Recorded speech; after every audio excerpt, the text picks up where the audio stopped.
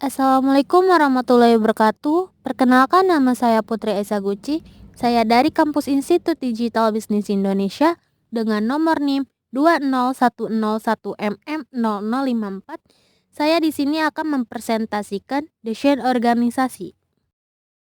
Desain organisasi fokus kepada upaya manajemen organisasi dengan cara menyusun, mengubah struktur, dan pola kerja staf atau tim untuk memaksimalkan kinerja organisasi. Ada 4 pilar dalam organisasi. Yang pertama, pembagian kerja. Untuk menyederhanakan dari keseluruhan kegiatan dan pekerjaan yang mungkin saja bersifat kompleks menjadi lebih sederhana, di mana setiap orang akan ditempatkan dan ditugaskan untuk setiap kegiatan yang sederhana. Yang kedua, ada pengelompokan pekerjaan. Setelah pekerjaan dispesifikkan, maka kemudian pekerjaan-pekerjaan tersebut dikelompokkan berdasarkan kriteria tertentu yang sejenis. Yang ketiga, ada penentuan relasi antar bagian dalam organisasi. Ada 2. Dalam hierarki vertikal, di mana setiap bagian memiliki kewenangan dan tanggung jawab yang relatif terbatas pada bagian tertentu. Dan tanggung jawab yang banyak dalam suatu organisasi cenderung untuk didelegasikan pada bagian di bawah. Sedangkan dalam hierarki horizontal, di mana subbagian dari organisasi bersifat melebar ke samping secara horizontal. Artinya, untuk suatu organisasi, sub-subbagian yang bersifat vertikal dibuat tidak terlalu banyak. Pilar terakhir dari proses pengorganisasian adalah koordinasi. Setelah pekerjaan dibagi, ditentukan bagian-bagiannya, hingga ditentukan hierarki organisasinya. Maka langkah berikutnya adalah bagaimana agar pembagian kerja yang telah dilakukan beserta penentuan desain organisasi berjalan secara efektif dan efisien. Selanjutnya di sini saya mengambil contoh struktur organisasi dari PT Indofood. Yang pertama, direktur utama yang bertanggung jawab dalam mengembangkan arahan strategi perseroan dan memastikan bahwa seluruh target dan tujuan dapat dicapai.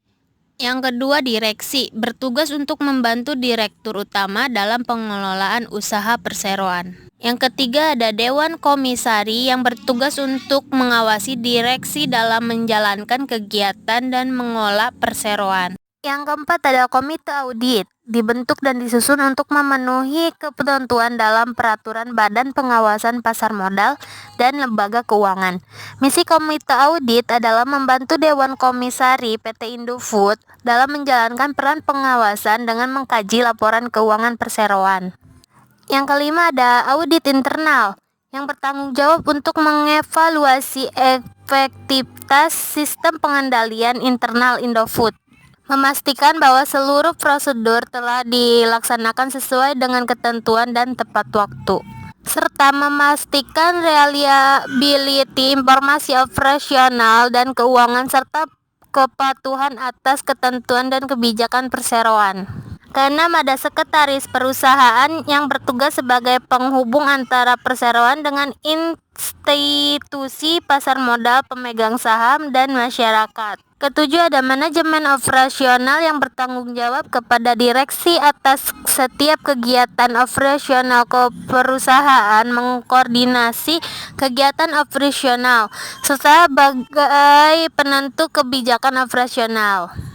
Kedelapan, ada manajemen korporasi yang berfungsi masing-masing sebagai pengolah kegiatan perseroan. Yang kesembilan, ada investor relation yang bertanggung jawab untuk mengomunikasikan secara proaktif kinerja keuangan perseroan maupun informasi lainnya secara konsisten dan transparan kepada analisis maupun investor. Yang ke-10, ada pengendalian internal dan manajemen resiko. Manajemen Indofood bertanggung jawab dalam pembentukan dan penerapan pengendalian internal yang memandai perkiraan resiko dan pengolahan resiko melalui sistem yang dirancang untuk memberikan keyakinan yang memadai bagi manajemen dan direksi.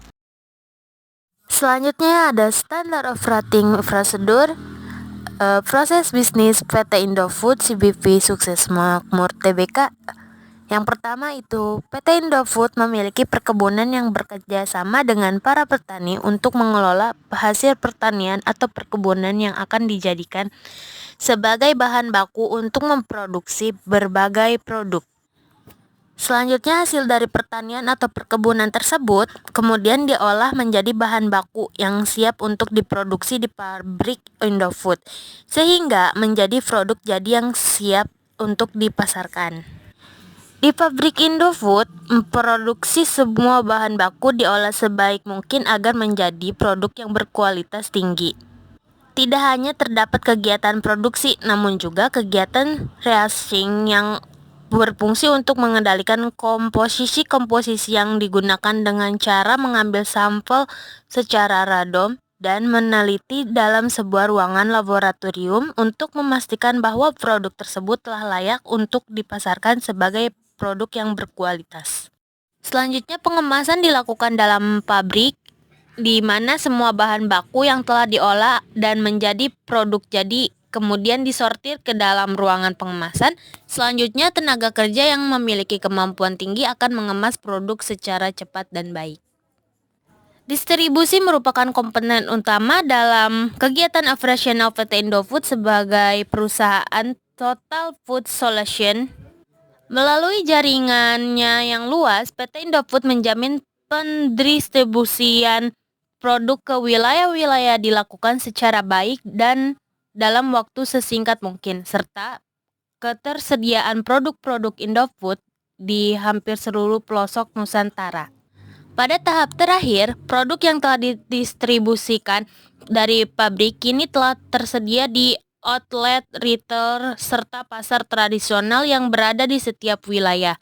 Kegiatan transaksi jual beli dapat dengan mudah terjadi karena sistem pendistribusiannya yang luas sehingga memudahkan konsumen untuk menemukan produk Indofood.